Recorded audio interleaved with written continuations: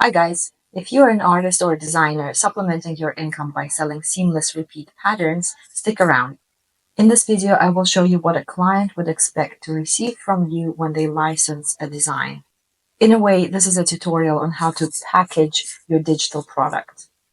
In this tutorial, I'm working in Adobe Illustrator and Vectors, but do check out my other video where I share this process for Photoshop. Okay, so I just finished designing my pattern right here. This is the kind of main pattern that I was required to design, but my client has also requested me to provide additional colorways. So here they are.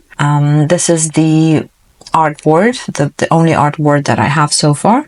So the first thing that I'm going to do is get rid of any colors that I'm not using in this file. And so these are my 4 colors that I've used, and I'm just going to package them into a little group here. You see, because I had the artwork selected, it's automatically put those colors in there. I'm just gonna drag those out. Hold down Shift, highlight all of these and move them into this folder. Okay, now I'm coming over to the artboard tool and I'm going to expand my artboard a little bit. Align the artwork with the middle of the board. I'm going to add some text so the client can see what's going on. And I'll label it pattern tile and align this with the middle of my artboard. I'm going to add my website so the client can remember who it's from. I'm just quickly going to come over to transparency here and bring the opacity of my website text down so it's not as black as the other text. Okay, so this is the main kind of thing that the client has requested. Next, I'm going to make the second artboard and label it additional colorways. And that's where we're going to position all of our beautiful extra colorways. Next, holding down Option or Command if you're on Microsoft, I'm going to drag out the main pattern tile and make another artboard. And this one will be labeled Original Design Elements. Now, my pattern tile here is grouped together under a clipping mask. To release it, I'm going to select it and type Option Command 7. I'm going to get rid of the background, select all of the elements and just change the color to black. I'm going to select my artboard tool again and stretch out the artboard a little bit wider to cover all of the elements. And now I can see that a few of these elements are actually repeating.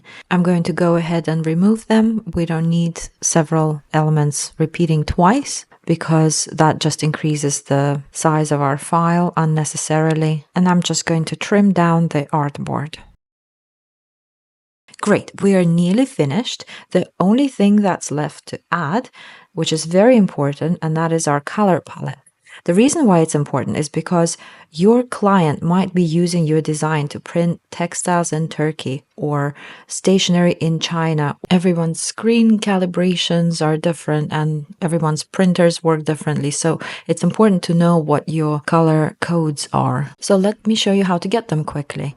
Hold down Shift and select all of the colors you're using. Come up to this top right corner over there and click Create Swatch Info. Click OK, and we have the swatch information right there with all of the codes included. All I need to do is just increase it in size a little bit. I'm just going to come up here and add this to the label of my artboard because now it includes the color palette.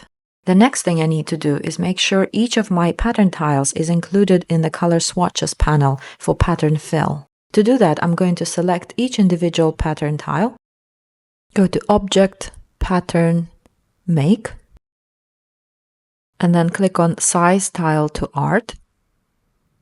Okay, and you can see my pattern has been added to the color swatches panel. I can test it by drawing a rectangle and clicking on it to have it fill my rectangle. And I'm going to repeat this process for all the other pattern tiles, selecting each of them, Object, Pattern, Make, Size Tile to Art, and continue to add them to my color swatches panel.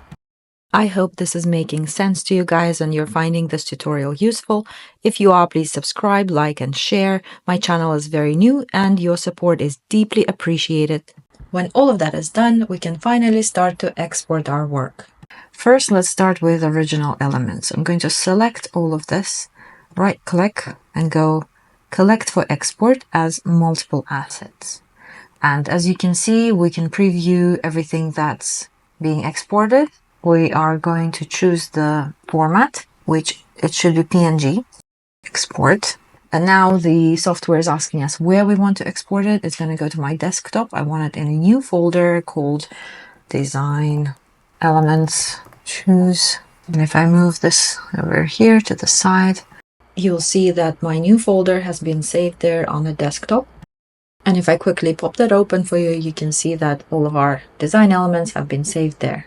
And the reason why I'm saving these in the PNG format is because I know my client prefers it with the transparency element, but you can check it with your client and export your designs in whatever format they require.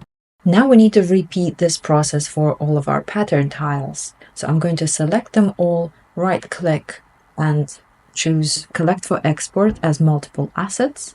But this time I'm going to save them in JPG format. Just again, because I know my client prefers it that way. Set location to desktop in the new folder labeled pattern tiles. And last but not least, we're going to export our color palette. So here are all the things we've just exported onto our desktop.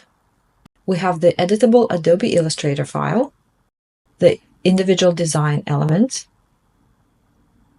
the pattern tiles in their own little folder there, and the color palette.